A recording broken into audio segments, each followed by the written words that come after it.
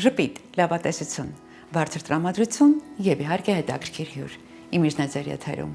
Նա մարդ է, ում անհնար է չնկատել։ Նա ստեղծում է ոչ միայն սանրվածքներ, այլև կերպարներ։ Նա ունի իր ձեռագիրը, համարձակ ոճը եւ երբեք չի վախենում տարբերվել։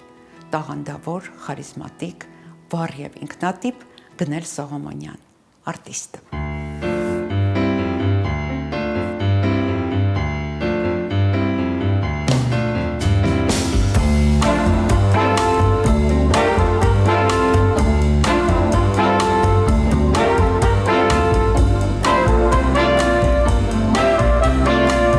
Իմ կարծիքով գնելին որպես մասնագետ ես չեմ, որ պետքա գնահատական տամ, իր 30 տարիների փորձը իմ կարծիքով արդեն ամեն ինչ ասում է իր պրոֆեսիոնալիզմի եւ գրագետ մասնագետ լինելու մասին։ Ես համարում եմ գնելին մեր ոլորտի լավագույն դեմքերից, լավագույն մասնագետներից մեկը, եթե ոչ առաջինը Հայաստանում։ Նաեւ չճանաչողները տեսնելով մենակ իր կերպարը, իր ոճը արդեն պարզավոր ինքը սովորական բարձրահարդար չի, այլ ստեղծագործող ոճաբան մարդ է, որ ստեղծում է կերպարներ։ Յուրահատուկ մարդ, ես իրան միշտ ասում եմ, որ ինքը տոն մարդ է։ Ես գնելին ճանաչում 18 տարեկանից, այսինքն արդեն 27 տարի է, գնելը հեղինակն է իմ արտաքին տեսքի ու մազերի։ Իսկ դա մարդու մասին որպես մասնագետ առաջի հերթին շատ բան ասում, որովհետև եթե դու 27 տարի անընդմեջ գնում ես նույն մարդու մոտ, չնայած նրան, որ ժամանակները փոխվում են, մոդան փոխվում է, տենդենցիան փոխվում է, բայց դու շարունակում ես գնալ, որովհետև այդ մարդն էլ է փոխվում, դու էլ ես փոխվում ու դուք զուգահեռ եք փոխվում, այսինքն գնելը այն մարդն է, որը անընդհատ ինչ-որ բան է անում, ինչ-որ տրանսֆորմացիա է ապրում, ինչ-որ փոփոխություն է ապրում, դա չի նշանակում, որ ինքը դադարում է լինել ընենց ոնց որ երեքներ, չէ, ինքը ուղղակի դառնում է ուրիշ ձևի, ավելի հետաքրքիր, ավելի բաց, ոչ թե ավելի հետաքրքիր չէ, այլ մի ուրիշ ձևի, ավելի բազմաերանգ։ Բարի է, շատ ներողամիտ է, չափից շատ, մեկ էլ իր վնաս իրեն։ Երբ ծանոթացա գնելի հետ, միանգամից նկատեցի, որ նա իսկական արտիստ է, հոգով արտիստ, ոչ միայն ոճաբան կամ վարսահարդար, այլ հենց արտիստ, նրա համար ինքը հենց մազերի հարդարմանը արտիստիկ է վերաբերվում։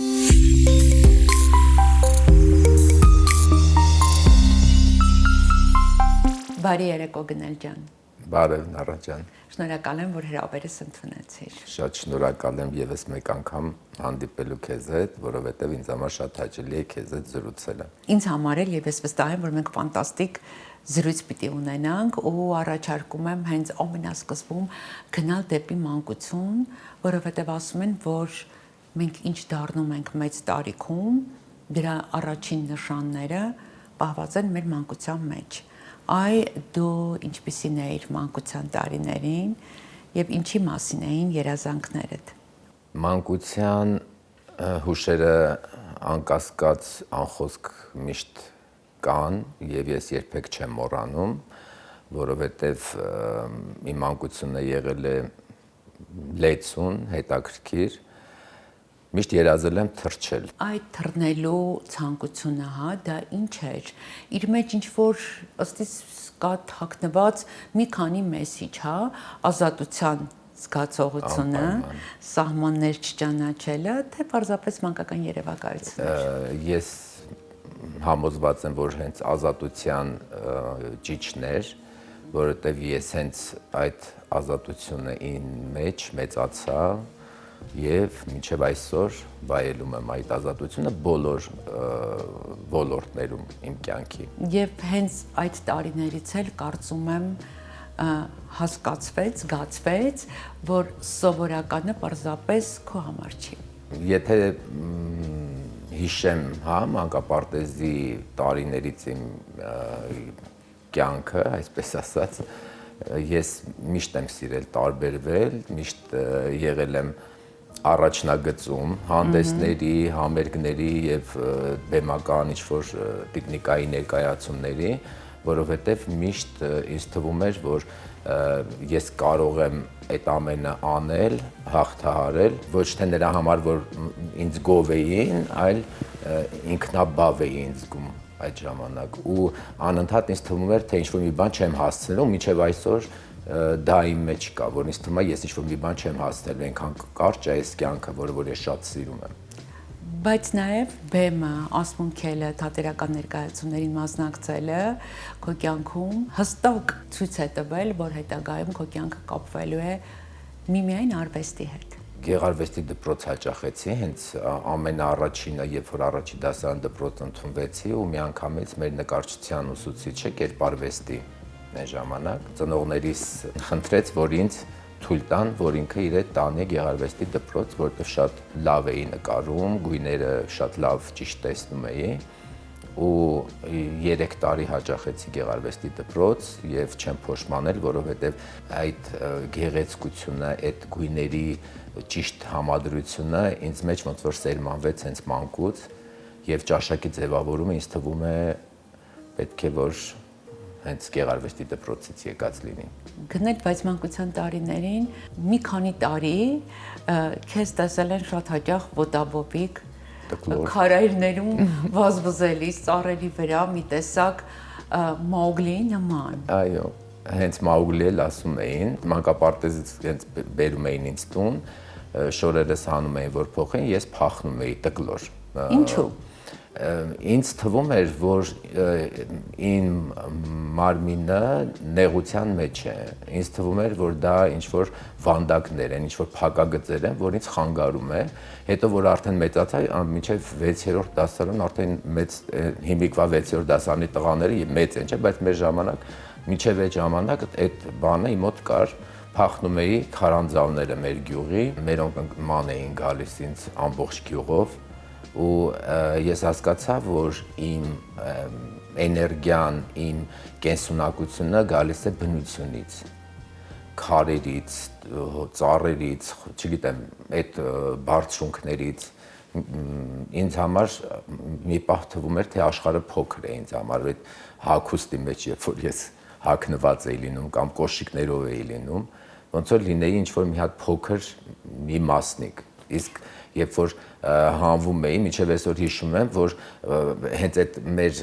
գյուղի քարապները որ կան, այնքան դժվար են, անցանելի չեն, թե ես ոնց էի իջնում, փախնում գնում մյուս կողմը բարձրանում քարանձավներ, ես հիմա չեմ կարող, ես հիմա կվախենամ դա անեմ։ Բայց գիտես, կապը չի կտրվել բնության հետ, այդ մագնիսական ուժեղ քո կապը եւ այդ ցանկությունն էլ չի կորել, որովհետեւ շատ հաճախ ես գիտեմ, որ երբ դու հոգնում ես քաղաքից, աղմուկից, մարդկանցից, փակում ես քո ստուդիայի դուռը ու գնում ես դեպի դաշտերը էլի։ Այո, էներգիաս, իմ մաքրությունը հոգու, իմ հանգստությունը ես ստանում եմ բնությունից, կենդանիներից։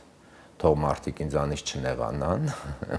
բայց ես բնությունից եւ կենդանիներից միայն ու միայն բարեդրացական էներգիա եմ ստանում։ Դե ամեն մեկս ունենք լիցքավորման մեր աղբյուրը, քոնը դա է։ Այո։ Առաջին քո հաճախորդները եղել են տիկնիկները։ Ինձ թվում է բոլոր վարսահարդարների Կտրել ես, մեյքափ ես արել։ Այո, դրա համար բավականին շատ նախատինքներ եմ ստացել ծնողների մայրիկիս կողմից, որովհետև շատ թանկարժեք տիկնիկներ էին գնում քույրիկներիս համար,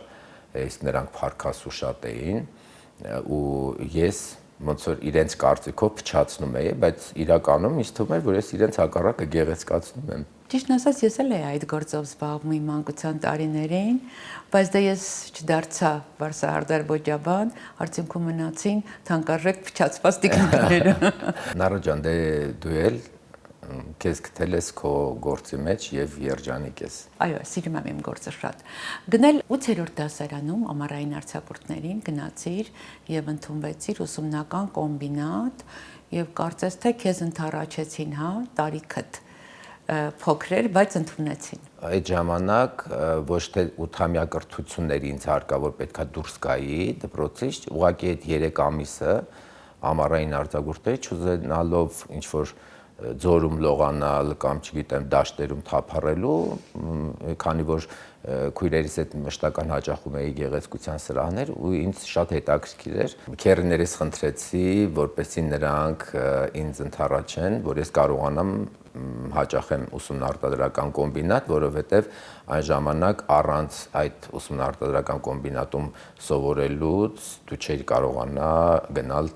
պրակտիկայի, հա, ինչ որ վարսահարդարի մոտ եւ ստացվեց այդ 3 ամիսը շատ լեցուն էր ու շատ ասենց հիմք դրեց իմ մեջ որպես անհատի, որովհետև ես արդեն դեռ դպրոցը չավարտած, դեռ բանակ չհաճախած, արդեն ունեի մասնագիտություն, մեր դպրոցի աղջիկների մազերն ես արկում, մեյքափ էի անում, խոսքով շատ հետաքրքիր 2 տարի դպրոցում անցկացնելուց հետո բնականաբար ինստիտուտում սովորելուց հետո, բանակ ծառայելուց հետո ու մինչև այսօր ես ոչ մի վայրկյան չեմ դադարել լինել Վարշավի եւ չեմ դադարել սիրել իմ աշխատանքը։ 5-րդ, 6-րդ դասարան էի դպրոցում, ինքը մազերս կառե կտրեց առաջին անգամ, այն ժամանակ այն տարիներին տենց շատ հարդարելը ակտուալ չէր, դպրոցում ամենայն դեպս աշակերտուհիները, եւ ես մազերս նոր կտրվածքով հարդարված հաճախել եմ դպրոց, բոլորի հիացմունքին եմ արժանացել, բա մենք ինչի տենց մորեղբայր չունենք, ասում եմ դե ինձ է բախտ վիճակվել։ Ինչի համար ես սիրում քո աշխատանքը գնել։ Ես ոչ միայն մազ եմ կտրում, մազ եմ ներկում, այլ ինձ թվում է ես շատ կանանց երջանկացնում եմ, որովհետև նրանց ինչ-որ մի հոգեբանական ճնշման ժամանակ ես շատ մեծ ներդրում ունեմ իրենց էլ ավելի երջանիկ զգալու համար։ Առաջին աշխատանքային հասցեն որն է եղել։ Առաջին աշխատանքային հասցեն եղել է Աշտարակի շրջան գյուղ Ձորապ, հիմա Աղցք է մեր գյուղի անունը, Կենցաղի տունը։ Այն ժամանակ մի սենյակում դերձակներն էին, մի սենյակում տղամարդու վարսավիրներ, մի սենյակում կանանց վարսավիրներ եւ դա ես էի։ Ու քանի որ դա 90-ական թվականներն էր, ոչ նորմալ ջուր կար, ոչ նորմալ էլեկտրոէներգիա կար, մենք այդ ամեն ինչը կազմակերպում էինք ժամանակին օջախի վրա ջուր տաքացնելով, հաճախորդների գլուխները լվանալ, խոսքով շատ հետաքրքիր կյանք էր այդ ամենը եւ դա ստիպեց ինձ համենայն դեպս ես իմ համար կարող եմ ասել, ստիպեց, որ ես լինեմ ավելի մտածելակերպով ընդլայնված իմ աշխատանքի մեջ, եթե հիմա էլ ինչ-որ մի կազուս լինի, էքստրեմալ ինչ-որ պայմաններում, ես կարող եմ շատ հեշտությամբ ինչ-որ մի գործիք օգտագործել եւ առանց էլեկտրոէներգիայի եւ առանց տաք ջրի։ Իսկ ինչ տվեց այդ առաջին հասցեն քեզ գնել, որ մինչև հիմա կրում ես քո մեջ։ Երևի թե սերը դեպի ինձ մարդկանց, առաջինը որ իմ գյուղի մարդիկ էին, իմ գյուղի կանայք էին եւ աղջիկներ էին եւ ես հասկացա, որ սիրված եմ համագյուղացիների կողմից, որովհետև դա ինձ համար շատ կարևոր էր։ Ես դպրոցում քիչ թե շատ լավ եմ սովորել, իմ հայրը հարգված մարդ է եղել եւ ինձ թվում էր, որ ես այդ անունը, այդ օջախի անունը պետք է միշտ բարձր պահեմ։ Իսկ ինչ դեր ունեցան առաջին հաճախորդուհիները։ Նախ շնորհակալ եմ իրենցից, որովհետև այդ ժամանակ դեռ սկսնակ էի, բայց ես համարում եմ, որ ես վատը չէի։ Դրա համար մինչև այսօր էլ կան Փարքասու այդ կանայք եւ շփվում ենք եւ հիշում ենք այդ լավ օրերը։ Եթե նայում ենք աշխարհագրությունը, հա, քո այսպես ճանապարհը, Աղցք, Երևան, հետո Մոսկվա։ Աշտարակ, Աղցք, Աշտարակ, հետո Երևան, հետո Մոսկվա, հետո տարբեր եվրոպական երկրներ, հետո նորից Երևան։ Հիմա մի փոքր կանգ առնենք Մոսկվայի վրա, հա, ինչ տվեց այդ քաղաքը քեզ որպես մասնագետ եւ որպես մարդ։ Մոսկվան ինձ ոչ թե տվեց, այլ եւս մեկ անգամ հաստատեց, որ ես իմ հայրենիքն եմ սիրում, բայց մասնագիտության տեսանկյունից իհարկե շատ մեծ հնարավորություններ, որովհետեւ այդ ժամանակ դեռ Հայաստանում զարգացած չէին այսպես կոչված սեմինարները, հա, միջազգային ճանաչում ունեցող վարսահարդարներ, կոլորիստներ, ոճաբաններ չէին հաճախում Հայաստան, բայց Մոսկվայում շատ հաճախ էին լինում նման կազմակերպված սեմինարները ու մեր տնօրենը ամեն ինչ անում էր, որ ես բոլոր նման ճանաչված սեմինարներին անպայման մասնակից լինեմ։ Իհարկե դա դպրոց է, իհարկե դա նոր ծանոթություն է, նոր շփում է եւ փորձի փոխանակում իհարկե։ եւ իհարկե եւս մեկ անգամ ինքնահաստատվում ես ինքդ, որ դու ճիշտ ճանապարհ ես ընտրել։ Իսկ ի՞նչն է ամենադժվարը օտար երկրում, տես քանի երկրներ մենք թվարկեցինք օտար երկրում անուն եւ հեղինակություն ստեղծելու հարցում։ Դժվարություն չկա, Նորա ջան, եթե դու քո գործը սիրում ես, եթե դու քո մեջ տանում ես այդ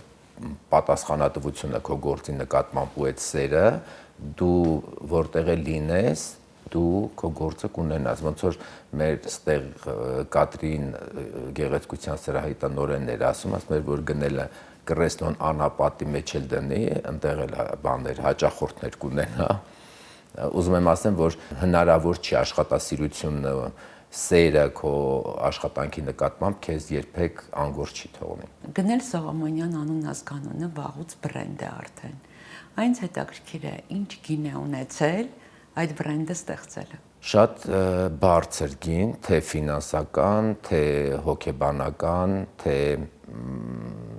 ընդհանրապես կարոտի, որովհետև շատ ժամանակ գործողումների մեջ եմ եղել, ճանապարհորդել եմ, սովորել եմ, երեխաներս ծնվել են, շատ ամիսներ չեմ էլ նկատել, թե նրանք ոնց են դարել 1 տարեկան, որովհետև առավոտից երեկո գործի մեջ, վազվզոցի մեջ, բայց չեմ փոշմանում, որովհետև այդ ամեն ինչը իզուր չէր, որ այդ ինչը որ ես կուտակել եմ իմ մեջ, մինչև այսօր հերիքում է, որպեսզի ես բաժանեմ, այսինքն իմ սերն ու գիտելիքները բոլորին։ Իսկ ինչ արժեքների վրա ես կառուցել այդ բրենդը, Գնել ջան։ Սիրո, սիրո, նվիրվածության եւ իհարկե հոգատարության։ Ես հոգատար եմ բոլորի վերաբերվում, յուրաքանչյուր մարդու, յուրաքանչյուր կենդանու, որովհետև ինձ թվում է, եթե Աստված ստեղծել է ինչ-որ մի բան կամ ինչ-որ մեկի, անպայման դրա հանդեպ պետք է հոգատարություն ունենալ, եւ ես անգամ իմ մասնագիտության հանդեպ եմ շատ հոգատար, դե դու գիտես, որ ես ոնց է վերաբերվում իմ գործիքներին, իմ նյութերին, իմ հաճախորդներին ամենաառաջն է, որովհետև եթե ես իմ հաճախորդներին վատ վերաբերվեմ, բնականաբար ես չեմ ունենա լավ գործիքներ եւ լավ նյութեր, որովհետև հենց իմ հարգանքը դրանով ցույց եմ տալիս իմ հաճախորդներին, որ ես ձեզ գնահատում եմ շատ բարձր եւ դուք սպասարկում եք միայն պրեմիում դասի նյութերով եւ գործիքներով։ Եվ ամենակարևորը այն, որ դու գնահատում ես, ես կարող եմ ասել, գերագնահատում ես յուրաքանչյուր մանրուք եւ անում առավելագույնը, որ քո մոտ մտնող կինը լինի կոմֆորտի մեջ։ Իմ մայրը կնոջ ոնց որ էտալոնն է եղել իմ համար, ես իմ մորը շատ սիրել եմ ու սիրում եմ, ու ամենաառաջինը, երբ որ ասում են հարգում ես, թե սիրում ես, ես ասում եմ ես հարգելով սիրում եմ։ Ու այդ հարգանքը կնոջ նկատմամբ ինձ թույլ չի տալիս, որ ես ինչ որ սխալ վերաբերմունք ցուցաբերեմ յուրաքանչյուր ցանկացած կնոջ, որ մնաց իմ հաճախորդներին։ Գնել այն պահից, որ քո անունը դարձավ վստահության խորհրդանիշ, ինչ որ բան փոխվեց քո կյանքում։ Իմ կյանքում փոխվեց միայն մի բան։ Ես ունեցա լիքը անքուն գիշերներ։ Ուրիշ ոչինչ։ Ես ոնց եղել եմ, այդպեսին մնացել եմ մինչև օրս եւ փառք Աստծո իմ շրջապատում, իմ հաճախորդների շրջապատը շատ մեծ է, 36 տարի ավել արդեն մշտական հաճախորդների բազա ունեմ եւ նրանք իմ գոյության, իմ առաջխաղացման եւ իմ այս շարունակական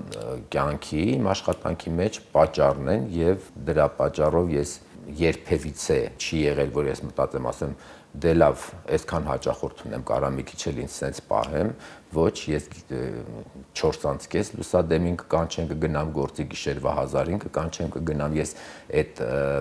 հարգանքը երբևիցե չեմ փոխարինի ինչ որ մի թագի հետ։ Այսինքն երես չես առել։ Ոչ։ Երես առնում եմ ուրիշ տեղերում, բայց մասնագիտության մեջ չէ։ Գնել գիտես,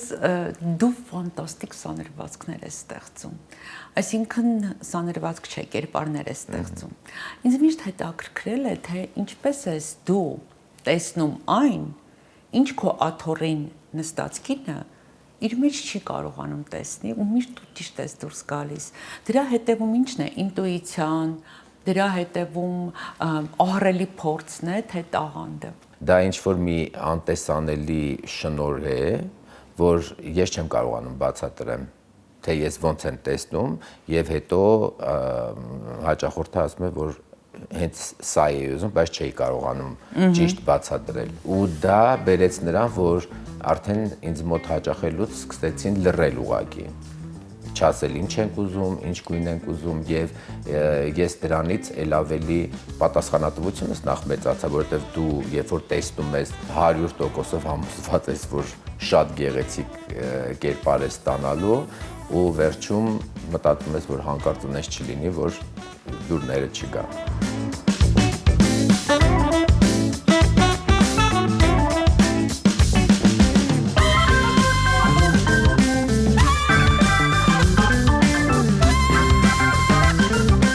Նրա ձեռքերում յուրաքանչյուր կերպար դառնում է առանձնահատուկ, տաղանդ, ճաշակ եւ բարձր պրոֆեսիոնալիզմ մեկտեղված մեկ մարդու մեջ։ Իրականում գեղեցկություն ստեղծելը դա արվեստ է, իսկ Գնել Սողոմոնյանը լավագույն վարպետ է։ Եթե կինը ուզում է գնալ ինչ-որ միտեղ, որտեղ պետք չի մտածել, պետք չի ոչ մի բանի համար պատասխանատու լինել, ուղղակի պետք է հանգիստ նստել ու քո համար ամեն ինչ կանեն։ Այդ դեպքում գնում ես Գնելի մոտ։ Առաջի հերթին ինքը մի հատ տրամադրությունն է ստեղծում, որ դու հասկանում ես ամեն ինչ անցողիկ ամեն ինչ լավ կլինի, ինքը քեզ ամենահամոսուրճն է հյուրասիրում, ինքը քո գլուխը մի այլ տիպի մերսում է, որ ամբողջը ծանրությունը օրվա անցնում է, իսկ վերջում այդ հայլում ես մի հատ գեղեցկու ես տեսնում, հասկանում ես, որ չէ, ամեն շատ լավ է։ Այսինքն ինձ համար Գնելը մի մարդ է, որը միշտ ինքն իրան հավատարիմ է, երբեք ինքն իրան չի դավաճանում, երբեք ոչ մի դերասանական նոտա չկա իր մոտ, դու կոնկրետ գիտես հիմա ինչ է կատարվում, ամեն ինչ շատ պարզ է, ազնիվ ու ինքը այնքան լավ մասնագետ է, որ քեզ պետք չի մտածել, թե հիմա մազդ ինչ գույնի ներկես կամ ինչ ձևի կտրես, որտեղ դրա մեջ մտածած է։ Դու ուղղակի պիտի խելոք նստես ու վերջում գեղեցկուի գնաս։ Համ ես, համ իրա շատ հաճախորդներ իրան կախարդ են համարում, որովհետև իրոք մանավանդ երբ որ ինքը ֆեն է անում, իր այդ շարժումները, բան, իրոք ոնց որ կախարդի ու սենց չես հասկանում ինքը ոնց է տարեց, ինքը ինչ որ սենց նա շարժում է անում ու ստացվում է այդ ու չես կարա դու իրան կրկնես ու ինքը չի կարա քեզ բացատրի ու սովորեցնի ինքը այդ ոնց անում, այդ ինքն է մենակ անում, ինքը կախարդում է, ինքը չի սարքում, ինքը կախարդում է։ Գործի մեջ ինքը ինչպես ամենտեղ, ամենուր կյանքում յուրահատուկ է, այսինքն իր ձեռագիրը շատ տարբեր է բոլորից ու ինքը այդ բաները ինձ սովորացրել է։ Այսինքն ես ոնց նայելով ինչ որ բաներ գողացել եմ, ընդօրինակել եմ։ Գնելը շատ խիստ վարսահարդար է։ Ինքը շատ լավ գիտի քեզ ինչը կսազի, որ մազերի ոճը կսազի, որ գույնը կսազի, իսկ ես որպես արտիստ արդեն կայացած։ Գնելը միակ մարդն է, որ ես կուրորեն վստահում եմ իր ճաշակին։ Ինչպես տեսնում եք իմ գեղեցիկ մազերի գույնը, դա Գնելի սերի աշխատանքն է։ Գնել մի ժամանակ դու հագուստներ էիր կարում, հետո տորթեր էիր թխում, ըստ իս ստեղծագործելու ցանկությունը քո մեջ ավելին է, քան մեկ մասնագիտությամբ զբաղվելը։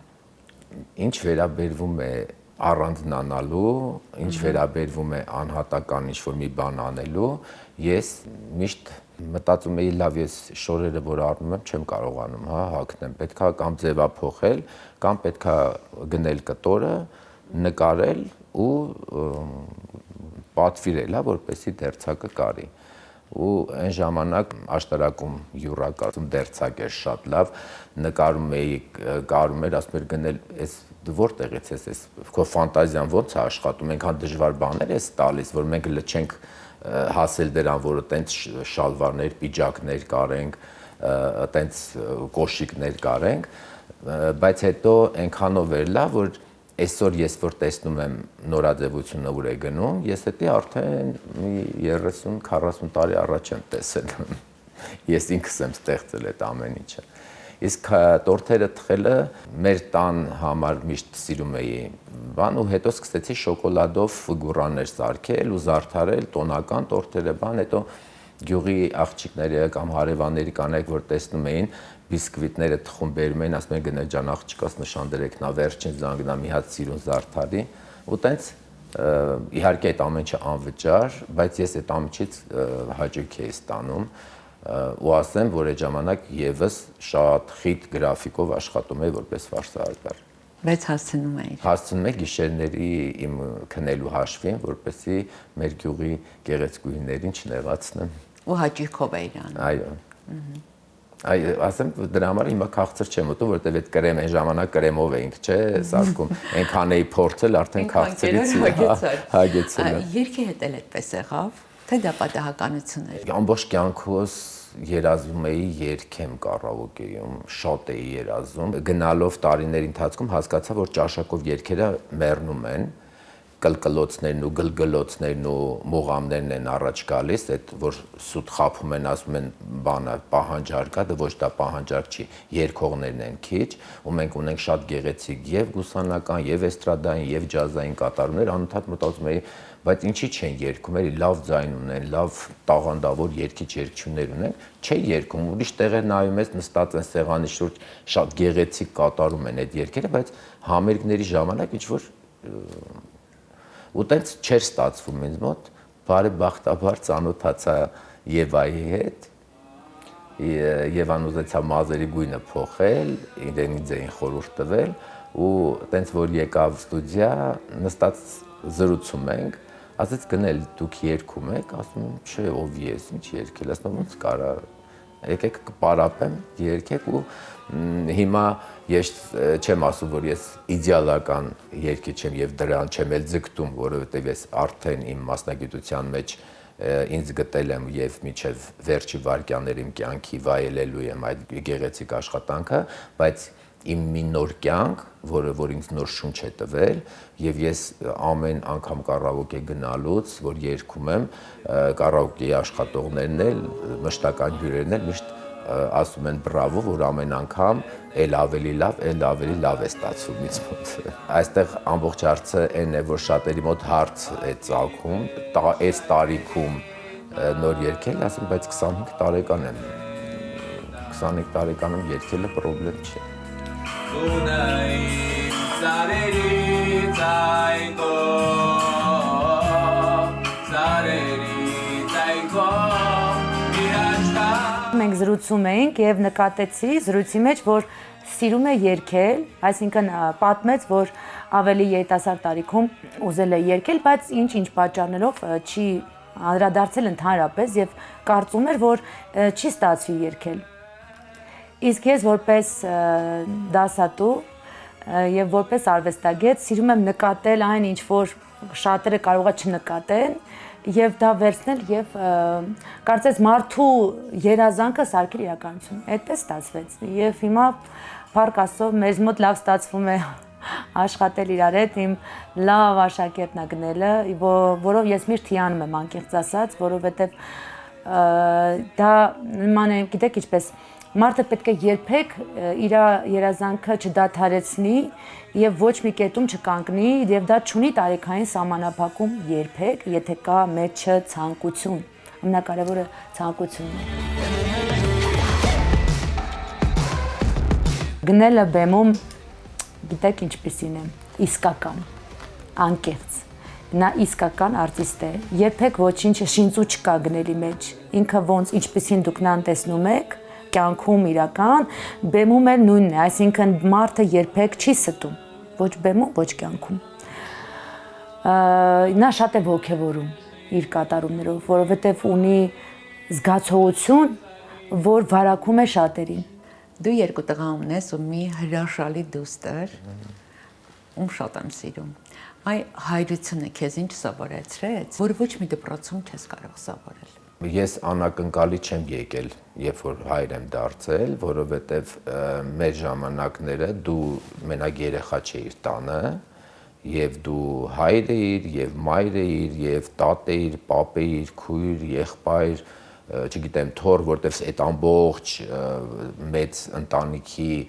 յուրաքանչյուր ոգի խնդիրը քոն էր։ Դու պետք է իրենց հարցերը լուծել, նամանավանդ երբ որ դու այդ տան փոքրն ես։ Ու դու այնքան կոփված ես լինում, նրանց երեխաներին ես պահում, քո սերը տալիս ես, հետո այդ սերը ստանում ես այդ երեխաներից ու պրակտիկատ այնքան մեծ է, որ քո երեխեքը ծնվում են, հա դու գիտակցում ես, որ դու հայր ես, դրա իրենք քոն են, քո սեփական են, բայց դու չես տարբերում քո քրոջ երեխաներից, եղբոր երեխաներից եւ այդ սերը ոնց որ մի ձևի սեր է, բայց եթե ինձ հիմա հարցնեն ում ես ավելի շատ սիրում, հա, ես բոլորին է շատ սիրում եմ, բայց ամենաշատը սիրում եմ իմ աղջկան, իմ Արփին, որովհետեւ նախ նա իմ մոր անունը կրողն է եւ շատ նման է բնավորությամբ իմ մորը եւ նա իհարկե իմ կյանքի նոր լույսն ու ծաղիկն է։ Դե թորս մասին էլ չասեմ։ Թորի մասին խոսեք, բայց ինձ հետաքրքիր է, այ Արփի հանդեպ սերը քեզ որպես տղամարդ փոխել է։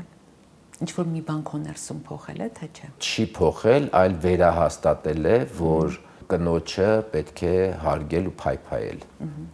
Իսկ դու երես տվող պապիկ ես։ Չէի ասի։ Ոչ շատ ու շատ իր պապիկ ես։ Շատ ու շատ իրեն, բայց երես չեմ տվել ոչ իմ երեխաներին, ոչ էլ իմ թոռին եմ երես տալիս, որ գալիս են սրա, իմ հարսիկը գիտի արդեն ու չի նեղանում ինձանից։ Հենց մի քիչ արդեն կապրիզները լանջկան սկսում, ասում եմ Անահիտ տաքսին կանչել եմ, կարող է գնալ։ Իր մասին խոսելիս մենք միշտ օգտագործում ենք բոլորս էլ հոգատար բառը եւ երեխայի խնամքում էլ հոգատարը ամենաիդեալական բառն է, որ բնորոշում է իրեն հոգատար, զգույշ, այնպես անի, որ երեխայի համար հարմար լինի, ապահով լինի, ամենակարևորը։ Երեխայի ծնվելու մասին լուրը իմանալու պահից մինչև օրս անհանգստանում ու անընդհատ մտածում է իր մասին, մտածում է ներկայի, ապագայի մասին, թե ինչպիսին կլինի երեխան ապագայում, ինչ է անհրաժեշտ իրեն, համոզված եմ, որ ապագայում էլ երեխան շատ շնորհակալ է լինելու, որ իր կյանքում կա իր պապիկը։ Քո կերպարի անբաժանելի մասն է կազմում սերը ու հոգատարությունը քո շրջապատի հանդեպ։ Բոլորի։ Երևի թե այնքան շրջապատված եմ եղել սիրով, հոգատարությամբ, թե հարազատներիս կողմից, թե հաճախորդներիս կողմից եւ թե իմ երեխաների կողմից, որ երևի այն փոքր ժամանակվա այդ ամեն ինչ ինձ էս պարուրել է, ես էս բերել, հասցրել եմ ստեղ ու անընդհատ լիցքավորվում է, ու ասեմ, որ ես միշտ ասում եմ, եթե Աստված քեզ ստեղծել է, ուրեմն դու պարտավոր ես հոգատար լինել ամեն ինչի հանդեպ, ամեն ոգի հանդեպ, որովհետև երբ որ դու կրում ես այդ սերը Աստծո տված ու ինքը քո մեջ է, այդ սերը հենց ես միշտ ասում եմ, սերը դա Աստվածն է, որովհետև առանց սիրո դու չգիտեմ ոչ մեկ ես, ոնց կարաս դու սեր չունենաս, չսիրես, հոգատար չլինես բնության հանդեպ, կենդանիների, մարդկանց, տեսնես մեկը ինչ-որ մի խնդիր ունի, որ դու կարողանում ես լուծել, անտարբեր անցնես, անտարբերությունը դա իմ համար ամենավատ բանն է այս կյանքում, ես չեմ կարող լինել անտարբեր ոչ մի բանի հանդեպ եւ ոչ ոքի հանդեպ։ Ինքը մեր կյանքում հայտնվեց մի փուլում, որը մենք նոր էինք դարել Վարշավից, նոր էինք մտել այս ոլորտ ու մեր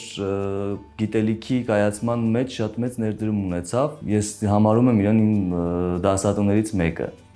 եթե ոչ ամենակարևոր ու ամենալավ դասատուն, ումից ես շատ բան եմ սովորել։ Կյանքի ինձ փուլում հայտնվեց, որ առանց որևիցե շահի, առանց որևիցե ինչ-որ բանի գնելը տվեց այն գիտելիքը ու այն ամեն ինչը, այն փորձը ու այն օգնությունը, որը որ այսօր ինձ ու իմ աղբորը ոլորտում տվեց ճանապարհ ու օգնեց կայանալու ու առաջ գնալու։ Դա խոսում է միայն մարդկային որակի տեսակի մասին։ Գնել իմ ճանաչած ամենաառատաձեռն մարդն է եւ անշահախնդիր։ Տենց մի հատ պատմություն ունենք, մենք նոր էինք մեր առաջին Վարշավիրանոցն էինք բացել գեղեցկության սրահը ու գնելը եկավ մեզ շնորհավորելու ու հաջորդ օրը առանց ոչ մեկից ինչ որ բան ասելու մեզ ջրի ապարատ էր նվեր բերել ու այդ մեր համար շատ կարևոր նվեր էր այդ պահին ու ես այդ օրվանից ես իրան նոր էի ճանաչում ու այդ օրվանից սկսած ես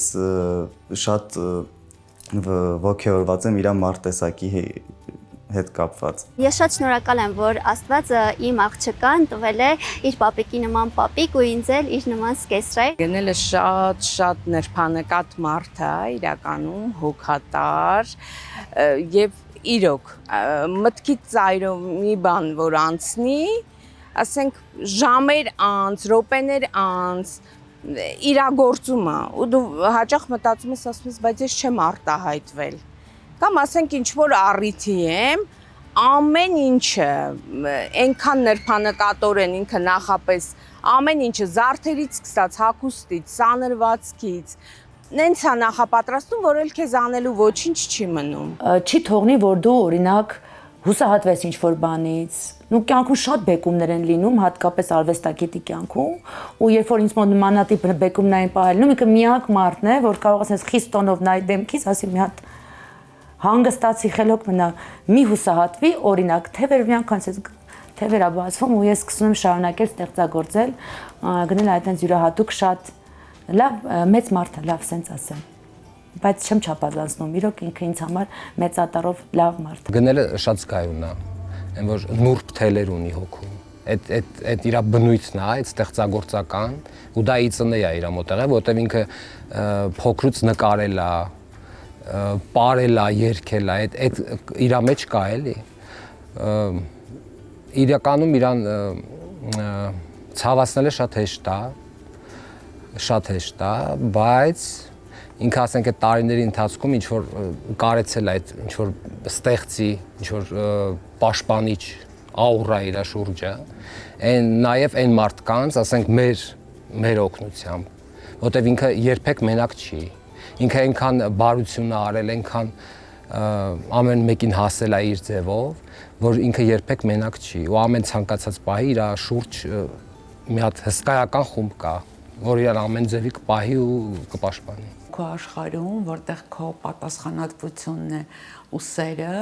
միշտ կան կենդանիները, ֆիզիկները, շունիկները, իսկ վերջերս էլ քո կյանք մտավ պրինցը, ու ինձ թվում է, որ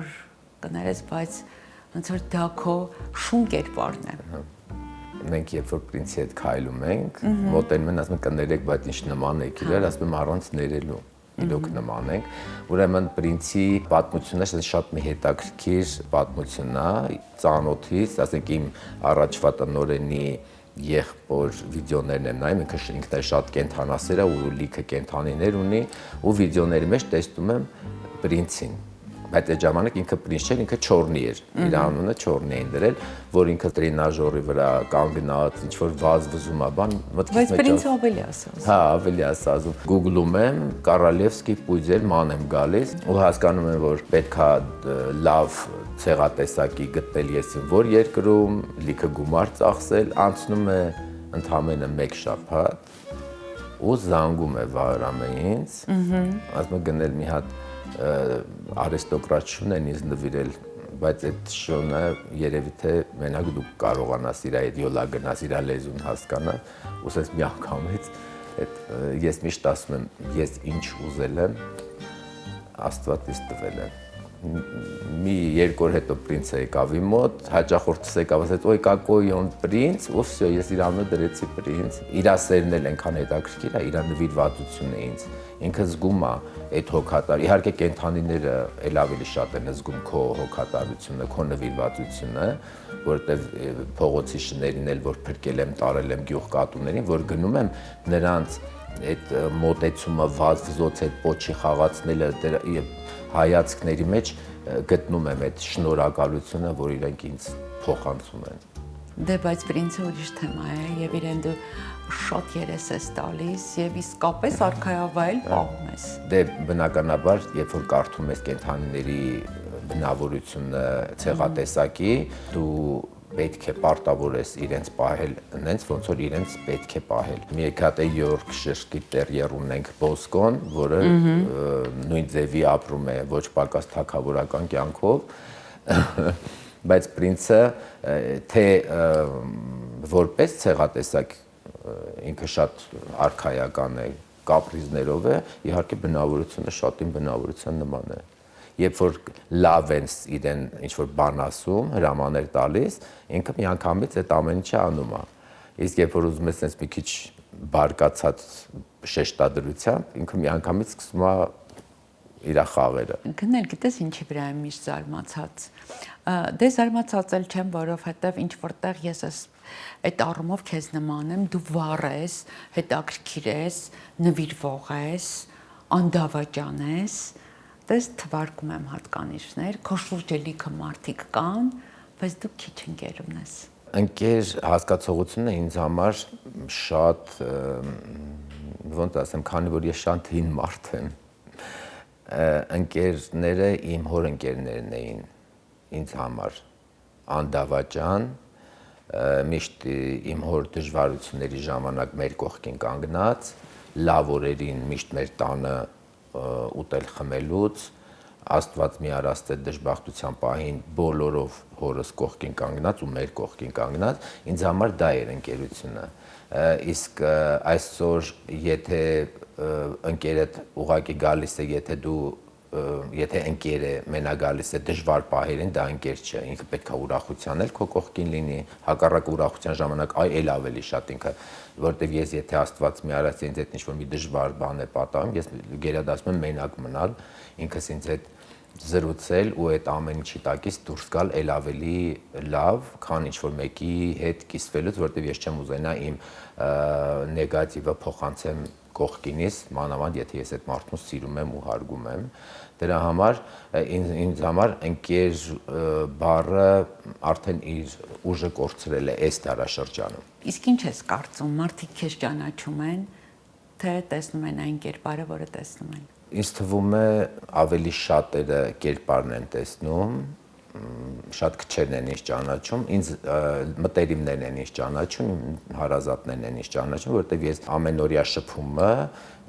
էլ ավելի բացահայտում են ինձ։ Իսկ շատ շատերը, ովքեր որ համացանցում են տեսնում կամ փողոցում կամ աշխատանքի վայրում, բնականաբար իմ կերպարն է իրենց ավելի շատ ինչ-որ բաներ թելադրում իրենց մտքերի մեջ, որ պատկերացում կազմեն, թե ես ինչ տեսակ մարդ եմ։ Դու շատ տարբերվող ես գնել։ Այդ տարբերվող լինելը բարդ է, չէ՞, մանավանդ հայ հասարակության մեջ։ Ես անգամ այն թվերից եմ տարբերվող, որ ավելի բարդ է։ Ավելի բարդ էր, որովհետև ես էլի նշեցի, որ իմ հագուստը ես ինքս նկարում էի, կարում էին, ասեղնագործում էին, sense նկարած լայն հոլիդե շալվարներով, կարճ պիջակներով, կանգնած օձիքով ու հասարակական տրանսպորտով գյուղից գալիս էի քաղաք աշխատանքի, դե պատկերացնում եք, չէ, այդ ամեն ինչ ոնց են նայում, թեպետ մինչև այսօր էլ նայելու կուլտուրան բացակայում է, բայց ինձ համար դա դժվար էր, որովհետև անընդհատ դու քեզ ոնց որ սպիտակ ագրավ ես զգում այդ ամբողջի մեջ, բայց ես իմ անհատականությունը ներդրեցի իմ գործի մեջ։ Այսինքն քո արտաքինը շատ մեծ դեր խաղաց գնել Սողոմոնյան բրենդի կայացման ճանապարհը։ Այո, որովհետև այն ժամանակ, երբ որ սալոնում էինք աշխատում, մտնում էին պատահական հաճախորդները, ասում էին, ուզում ենք այն տղայի մոտ սպասարկվենք, որովհետև ես ավելի աչքին գտող էի, ասենց ասեմ։ Հասարակության մեջ մի փոքր տարբերվող մարդիկ միշտ տարօրինակ են համարվում, բայց ես իրան տարօրինակ չեմ համարում, ես իրան տաղանդավոր եմ համարում ու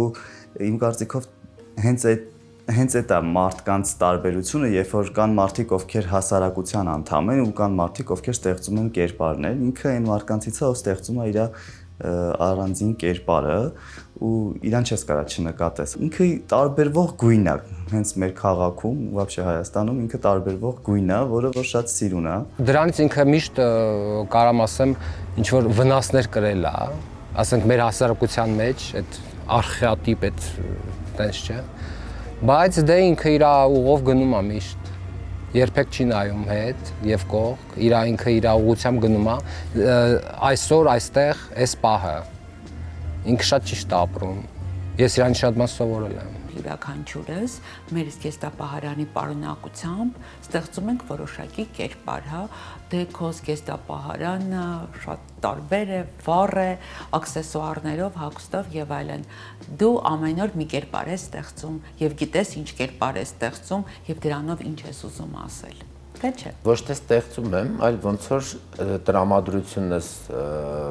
առավոտյան է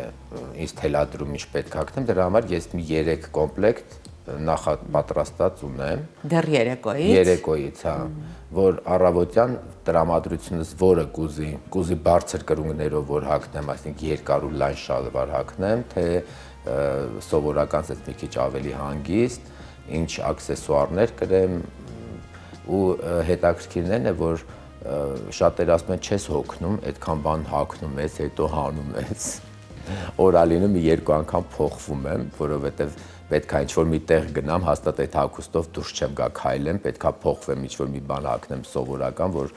մի 2 քայլ գնամ, հետո գամ փոխվեմ, նորից մտնեմ իմ աշխատանքի մեջ։ Դա իմ տրամադրությունն է, դա ինձ լրացնում է։ Ես առանց իմ հագուստի ընտրած, ասենք եթե ուզենամ ինչ-որ սովորական բան հագնեմ, ես ուրեմն նշանակում է այդ օրը հանգստի մեջ եմ։ Ես չեմ աշխատում, ես հանգիստ եմ, ես այդ րոպեին ես եմ, բնության մի մասնիկն եմ, ասենք այն շանկատվի նման եմ ինչ-որ միտեղ, ավելի հանգիստ իմ համար, կարամ ոտաբոպիկ լինեմ, կարամ ցանկացած ձևով հագնված լինեմ, կարամ մի խոսքով, բայց իմ աշխատանքի մեջ պատասխանատվությունը հագուստը դա պատասխանատվություն է, ես տենց եմ կարծել եմ ու կարծում եմ մինչև այսօր ու համոզված եմ դրանում, ես ինքս երբ որ ինչ-որ միտեղ գնում եմ, ինձ դիմավորողը երբ որ արտաքին տեսքը շատ գեղեցիկ է, հմայի չէ, կոկիկ է կամ հետաքրքիր է ավելի քան սովորականը, իհարկե ինձ համար դա հաճելի է։ Եվ հետաքրքիր է եւ պատկերացումները այդ ժամանակ հասկանում ես, որ այս մարդը մտածել է մինչև հագնվելը, մտածել է մինչև աշխատանքի գալը, ոչ թե ինչ որ հելելա, գարդերոբը բացել է, ինչ ասել է, հագել է, եկել է գործ։ Միշտ ասել եմ, սովետի ժամանակ այն շալվարի վրա գիծը որ հարթուկում էին, երբ որ 2 գիծ է լինում, այդ տանկինը ուրեմն փնթի էր։ Դրա համար դա անգամ այդ արտուկած գիծը ուղիղ այդ տան կնոջ մասին էր պատմում եւ տղամարդու կեցվածքի ու մաքրության մասին էր խոսում օսլայած օձիքով վերնաշապիկի թևերը էլի տենց արտուկած ուզում եմ ասեմ դա պատասխանատվություն էր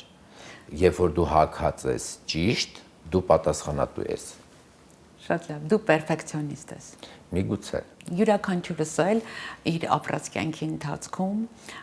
ինքը իրեն կատարելագործում է արտաքինը, մտքերը, հոգին եւ փորձում է աշխատել թերությունների վրա։ Այ ո՞րն է այն թերությունը, որը դու դժվարությամբ ես շտկում կամ չես կարողանում շտկել։ Ես ունեմ մի հատ շատ վատ բնավորություն ամեն բաժակից սուրճ չեմ խմում, ամեն բաժակից ջուր չեմ խմում,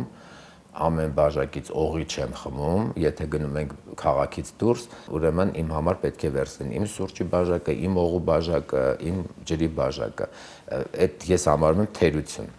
ինձ համար, որովհետև դա նորմալ չէ։ Հեշտ չես ապրում։ Հեշտ չի։ Ու իմ թերությունը շատ վատ մի հատ թերություն ունեմ, ես ասել եմ, եթե ես դա թարգեմ, ես կլինեմ իդեալական մարդ։ Այդ որն է գնել։ Ծխելը։ Հա։ Չափից շատ վստահում է մարդկանց։ Երևի մի քիչ է դա իրան խանգարում։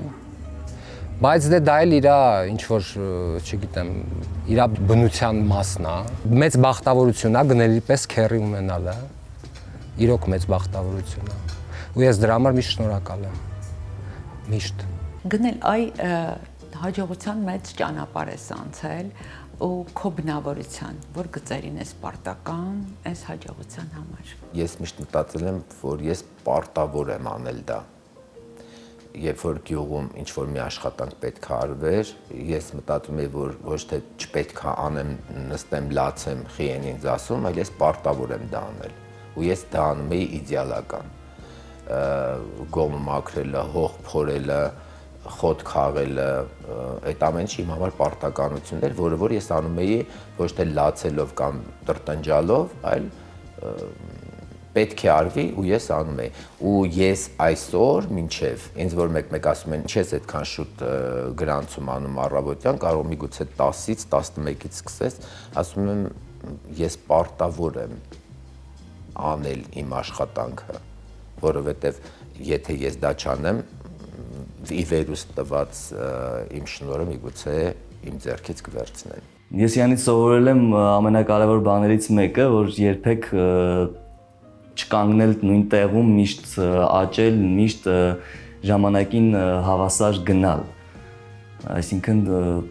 ինքը այն օրինակներից է, որ տարիքը կապ չունի, դու քանի տարեկան ես, կյանքի ինչ փուլում ես գտնվում, միշտ սովորելու բան կա, միշտ առաջ գնալու տեղ կա։ Իմ կարծիքով ինքը հենց դրանով է ամենալավը ու առաջատարը կմնա միջև վերջել այն մեկով, որ ոլորտում կլինի լավագույններից մեկը։ Իրեն հանդիպած օրվանից մինչև օրս սովորում եմ լինել ինքնավստահ, աշխատել խոսքիս վրա, բառապաշարի, արտաքին տեսքի։ Եթե ես խոսեմ միայն երեխայի նկատմամբ վերաբերմունքի մասին, շատ թերի կլինի, որովհետև այդ վերաբերմունքը տարածվում է եւ իմ վրա, եւ իմ ընտանիքի վրա։ Իրանից իրոք շատ բաներ եմ սովորել, նաև ներողամտություն եմ սովորել, մի քիչ էլ համբերատարություն, չնայած իմ մոտ դա մի քիչ բարդ է ստացվում, իրա մոտ ավելի լավ։ Ձգտում եմ իր մակարդակի։ Ինչ է երբեք չես զոհաբերի հաջողության համար։ Հաջողությունս։ Ես արդեն այդ հաջողությունը ստեղծել եմ ու երբեք չեմ զոհաբերի ու չեմ էլ կորցնի։ Լավ։ Վստահ եմ, որ անցել ես ամենատարբեր խոչընդոտների եւ դժվարությունների միջով։ Խոչընդոտներ կան, որ մեկին թևաթափ են անում, մյուսին ստիպում են, որ ավելի մեծ թափով անցնի առաջ։ Այ դու որ տեսակից ես։ Ես երբեք թևաթափ չեմ եղել ու երբեք պատերազմող չեմ եղել, ես շրջանցել եմ ուղղակի, ասենք կան չէ, որ ասում են, եթե խոչընդոտա, պետքա դժվարությունով, ես գտել եմ ավելի հեշտ շրջանցելու ճանապարհ ու հետո այդ խոչընդոտը ինձ համար օգտագործել եմ որպես զենք առաջ գնալու համար։ Ու դա իմ աշխատանքի, իմ կյանքի, իմ շրջապատի, իմ հարազատության մեջ բոլորը գիտեն, որ դա շատ ճիշտ մոտեցում է կյանքի անցնող ուղիների ժամանակ։ Իսկ այսօր դու ինչի համար ես շնորհակալ կյանքին գնել։ Ամեն ինչի համար։ Շնորհակալ եմ այսօրվա համար, շնորհակալ եմ վաղվա համար, որ պետք է արթնանամ, Աստծուց նորից շնորհակալություն հայտնեմ եւ ներողություն խնդրեմ իմ վատ մտքերի, իմ չգիտակցված վատ քայլերի եւ խոսքերի համար եւ այնքան հեշտ է այդ ամեն ինչը, երբ որ դու հասկանում ես, որ քեզ լսում են, քո աղոթքները տեղ է հասնում, քո շնորհակալություններն ու ներողությունները լսվում են ու դու ուղղակի այս ճանապարհը ոչ թե դու ես գնում, այլ քեզ տանում են։